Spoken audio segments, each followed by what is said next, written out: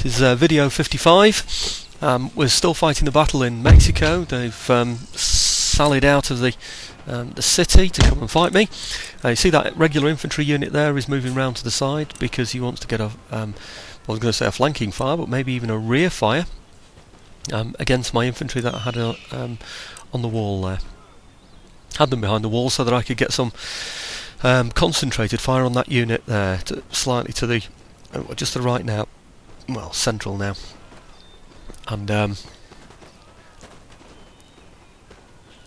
what I've done is I've pulled my left flank back as quickly as I can, got them to run round into position so we can get some flanking fire on him. He's tried to bring his cavalry across to support his artillery. Well, I've now got decent lines of infantry back again now that we've plugged the gap after the Indians ransacked the centre. Okay, that's infantry unit there is disappearing, the one that I had the concentrated fire on. Now we should be able to get some decent flanking fire into this regular infantry unit here. Well, with everything in retreat now on the Spanish side, it does look as though we've almost concluded this battle now.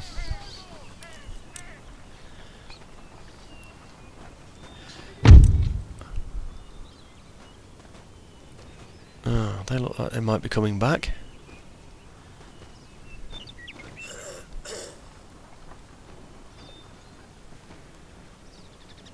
Okay, just hit him straight in the flank, because it looks like another load of the enemy are coming together as well there at the back. So let's get these completely out of the way before the others can come and rescue them.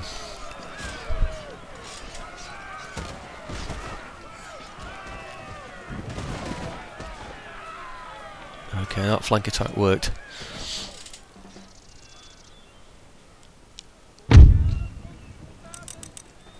Alright, my other infantry have found themselves out in the open now on a one-on-one there. Maybe that's because I'd targeted fire on that particular infantry unit and they've gone backwards or routed and we've just gone chasing after them, and now they've stopped and turned round. So we're now out in the open. There's no need for us to do that. We've got the advantage of the wall, we should keep that advantage. I'm going to run them back to the wall.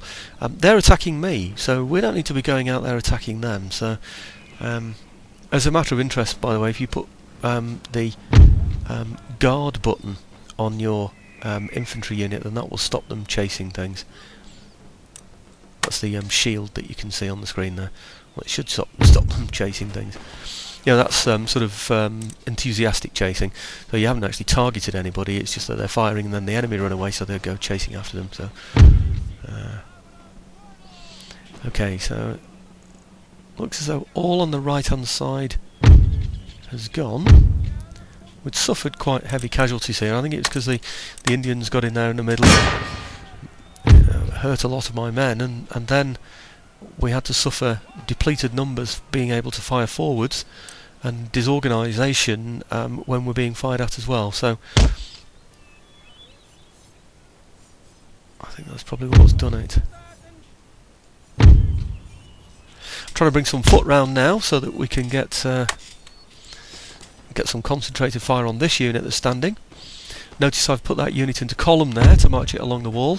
Otherwise what it would do in line formation is it would just simply turn, revolve completely as a line and go all the way along the outside of that wall, including those men there that are being fired at and firing. So their right flank would have ended up as a line being shot at from the side there. So it's dead easy to put them into a column formation and worth doing.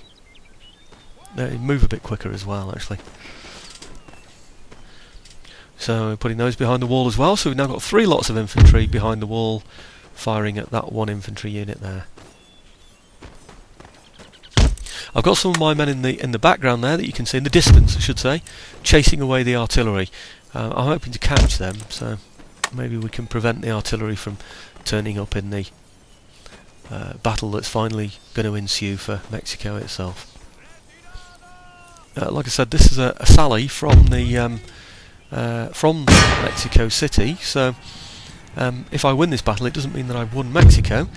It simply means that those who attack me disperse and disappear, and I'm left to fight only the ones that are in the fortress, which is the reduced numbers of firelock armed citizenry.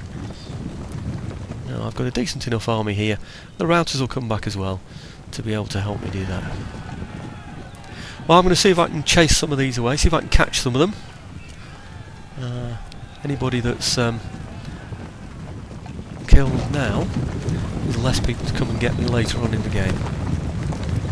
Bit of a close-up here. The rest of the battle seems to be looking after itself, so we'll see if we can catch any of them. Bit of close-up bayonet action with our new ring bayonets.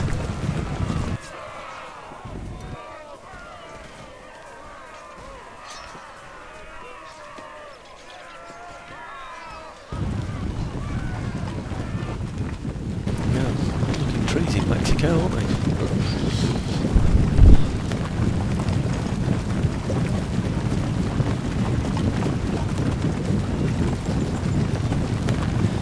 It does look like we're gaining on them, and we might just catch one or two of them, so I'll keep with the close-up. This is, like I said before, the insert button that you press on the unit. Yeah, it's just above your number keypad, and that will give you a nice close-up of what's going on.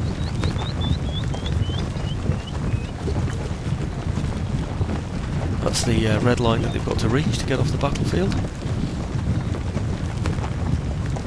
It'd be nice to catch just one or two of them before they reach that point. I think everything else on the field has gone now, so at the end of this I'll more than likely just conclude the battle, otherwise you're waiting for ages while I sort of wait for all the different routers to disappear from the battlefield, and for those that suddenly stand and then lose confidence again and then rout again. So I will spare you that extra 10-15 minutes, whatever it is. Oh, right, is he going to be lucky? Nope, he's not going to be lucky.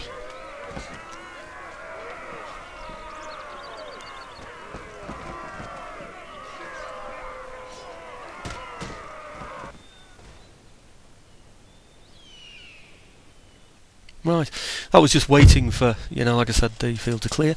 Those are the men that I've got left, because obviously the routers come back. It said close victory, but you know, I don't think that's bad at all, really. It's only an infantry army. But there you go, they're the ones that were outside the city, they're disappearing. So they will be nowhere near when my attack goes into the city. I'm going to play out all the moves this time.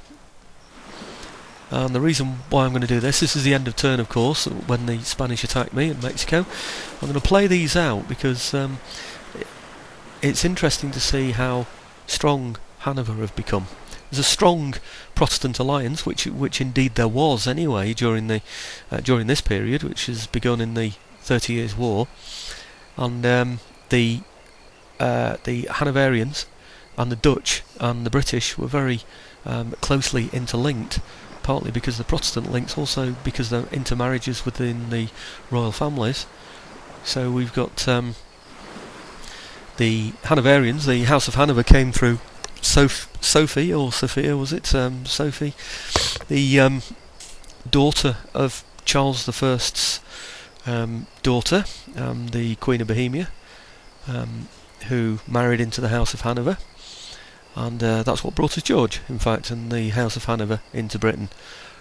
So there are strong links with, and of course with William of Orange, the Marys marrying into the Williamses. So strong connections between the Dutch, the Hanoverians and the British. See the oh, these are Savoyans now.